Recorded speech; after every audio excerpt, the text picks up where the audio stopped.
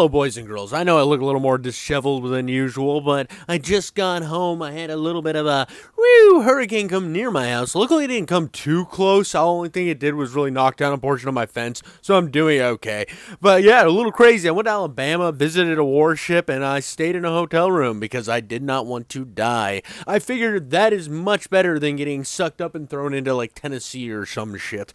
But today we're going to be looking at a couple of movies I watched while staying in the hotel room over in Alabama. And funny fact, they're both DC movies because Max owns the rights to DC movies, and the only thing I had was like cable TV, and so of course I'm watching HBO. And I hadn't seen these two movies, so I watched both of them. And this is my thoughts on them. So, the first movie we're going to talk about, I think, is the worst of the two. I'm going to be, like, straight up honest with you. It's not the worst movie I've ever seen. I'm not one of those guys that sees something like an MCU movie and is like, ugh, it was awful, just because I thought a couple of the jokes were cringy. I usually try to look for the bright side, and my inner nerd will yell at me saying, you wanted this when you were a child, so now you have it, so why complain? But the first movie we're going to do is Blue Beetle. Blue Beetle is an interesting movie. Now, if you would have told me that this was a CW original movie with a lot of budget, I would have 100% believed you. Most of this movie comes off as weird. It just tries really hard. The whole thing's about this like Hispanic family or Cuban. I don't know. I'm not trying to be racist. I just don't know a lot. They're a Latin family. And the one son just came back from law school. Well, not law school, but regular college. And he's going to go to law school. Only his family's broke. And his dad's having heart problems. And all sorts of bad stuff is happening to this dude. He gets fired from the job that his sister gets him. And he had to kind of talk to one of the gals. And he was like, hey, listen, lady. You just got me fired. And she's like, well, I feel kind of bad. Why don't you come back by the place? He comes by, she steals the scarab thing, it hooks him to his body. He becomes this weird amalgamation of a Green Lantern type thing. Yes, I know there's comics to this. I haven't really read a lot of Blue Beetle comics, I'm going to be honest with you. Last time I read or even saw Blue Beetle, I'm pretty sure he was a white guy, and then he then in the comics he's like Green Lantern, so he like changes iterations. This isn't like a diagnosis of like woke media or some shit. I really didn't get a lot of that shit in this. It just felt kind of boring. It had a lot of parts that just really didn't hit to me. And it's kind of funny because the whole time you got like George Lopez yapping at you the whole time. It's typical George Lopez nonsense, and I'm okay with some George Lopez nonsense for the most part. And I thought George Lopez was fine in this film. The only problem with that is I kept making correlations to Shark Boy and Lava Girl the entire time. The entire film I kept thinking, what does this remind me of? And it's a better Shark Boy and Lava Girl. It really doesn't feel much better than that. I felt like it got a lot better reviews than it deserved. And that's really surprising considering the next film I'm going to talk about got kind of panned, and I don't think it was fairly panned. But anyway, so they do the whole thing, same superhero shit. And the only thing that really pissed me off in the movie is they have this cool Blue Beetle spaceship thing. And the sister spray paints some shit on the front that I couldn't read because they never really focus on it. So what was the point of fucking spray painting something on it? It just looks visually unappealing, and I can't read what the fuck it's saying. Now that could be culturally insensitive. I have no idea. If they would have just zoomed in on what they wrote, maybe I wouldn't be complaining as much, but I have no idea what she wrote. It was like in between the eyes, and it annoyed me. But let's get on to the next movie, because I think the next movie is a much better situation. The Flash. And yes, I know, before I get into this, Ezra Miller, not a great dude. Kidnapped some people, started a cult, beat some women, beat some fans. Terrible guy. We good? Can I talk about the fucking movie now before you berate me for saying good things about a movie that a psychopath was in? It's like, yeah, Mel Gibson said some anti-Semitic things. That doesn't make Braveheart any less of a movie. Sean Penn decided to say that, like hype up Venezuela, and now they're eating zoo animals. Still love him as an actor. Don't care about what somebody does in their personal life. If the movie's good, the movie's gonna be good. Kevin Spacey movies? Great. Kevin Spacey as a guy? Not so great. P. Diddy got some good music. Definitely brings too much lotion to the party. Anyway, so I watched the Flash movie, and it's better than I thought it was going to be. I thought it was going to be slop. I honestly went into that movie thinking it was going to be slop. Wanted to see it just to see Michael Keaton come back. Michael Keaton in this film, fantastic. Absolutely a showstopper from the moment he's on screen to the end.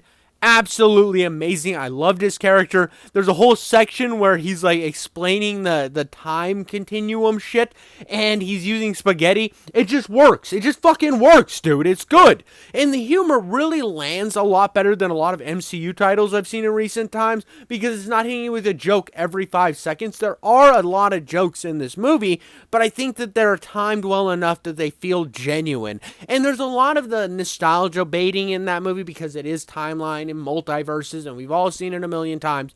But it felt natural. It felt like a good progression, because if you're a fan of The Flash, which I actually enjoyed the CW show to a modicum. It's not like I was the biggest CW Flash fan. I just liked The Flash, and that's what I had. And this actually is a better iteration. It's nice to see that they're actually putting these ties in and making these correlations with the media we've had in the past. It was a fun romp. I liked it when they did it in Spider-Man, and I really liked it when they did it in here. I think both of those movies are really good. Spider-Man's a bit better. This movie I thought landed. I mean, they brought back some of Superman's old villains, but that wasn't the main antagonist. It's the Flash himself is the main antagonist. I can't remember what that character's called. Berate me in the comments below. Tell me I'm a gooner. Tell me I have insecurity issues or something. I don't care. Just comment so it gives me goddamn likes and bullshit, and my numbers go up, and then I can actually sleep well at night. But yeah, it worked. It was a really well done, entertaining film for the most part, and I didn't have a lot of notes. I felt like when I got done with the movie, I'm like, yeah, that was a good fucking time. I enjoyed it. I don't know really much else to say. I mean, the girl who played Supergirl, super hot, super good actress. Liked her in the film.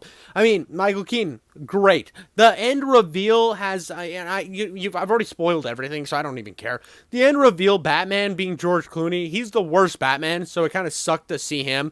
And it's probably because Val Kilmer's dealing with cancer still, and it's sad. I mean, it really is sad. And probably Christian Bale looked at the shit and was like, I'm done with Batman, and threw it in the garbage. It would have been nice to see, like, somebody else. I don't know. There's not really anybody else, because everybody's either dead, has cancer, or doesn't give a shit about the role anymore.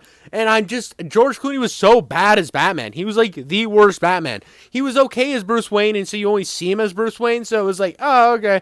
But it was just kind of a funny throwaway moment. I don't know. Worst Batman ever. He really sucked. Even when I was a kid, that movie was fun because I had toys that could go along with it, but like the movie was never good. The older you get, the worse that movie gets. It like the cheese ruins itself. It becomes like a goblin version of Batman that you just never want to forget. And I'm on a tangent and a whole nother review of a Batman movie that I'm not even talking about. Yeah, it's just garbage. Val Kilmer was a much better Batman. Way better. Like, in the realm of Batman, it's like George Clooney, dog shit. We're making a tier list right now. This is turning into a tier list video. George Clooney, dog shit. Then you go right from George Clooney to the next best Batman. The next best Batman would be probably in, like, we're only doing live action adaptations. I'm gonna go Adam West. I love Adam West. Got a lot of love, but that shit's campy as fuck. Let's be honest. And I think Val Kilmer gave a good performance. The movie's not great, but I think he gave a good performance. Then Val Kilmer. I'm going to go Batfleck over Val Kilmer. I know. I thought Batfleck was good because he worked as Bruce Wayne, he worked as Batman, and he was the buffest and like actually looked like Batman. He deserves respect where respect's due. It's honest. It's real. I'm giving it to you. Honestly, he could even be higher on the list. But, I'm going to be real with you. These next three are just too fucking goated, dude. We're going Patterson. I love Patterson. Actually, no, fuck that, dude. We're going Christian Bale because Christian Bale's voice as Batman's a little hard to hear. Then Patterson. The Christian Bale and Patterson is so interchangeable. And then Michael Keaton. Michael Keaton is just fucking good, dude. He's got so much charisma. He worked as both Bruce Wayne and Batman. He did it both. He had the look. He has the eyes. He has the action. He's perfect. It was great. He says the line, if you want to get crazy, let's get crazy. Everything I wanted out of that movie, it did. It had some good humor. There's a whole thing where both Flashes are in the universe together and they both have powers or whatever. And the younger iteration of Ezra Miller got a little annoying at times, but it still worked. Everything just still worked. It was a tight run ship. I think the movie would have done a lot better in a world where Ezra Miller wasn't beating women and starting cults and waving guns at people. It sucks that you can't look at something for the art and not the artist anymore. I don't. And yeah, I get it. Like, you don't want to support something that a monster was involved in. But at the same time, Michael Keaton's not a monster. I mean, George Clooney, I don't think he's a monster. So come on, guys. It's a fun movie. I had a good time. But that's all I got for you. The editing's a little lower budget on this one. I didn't really have the time, and I was out of town for most of my weekend when I make these videos. But I hope you still enjoy. Deuces.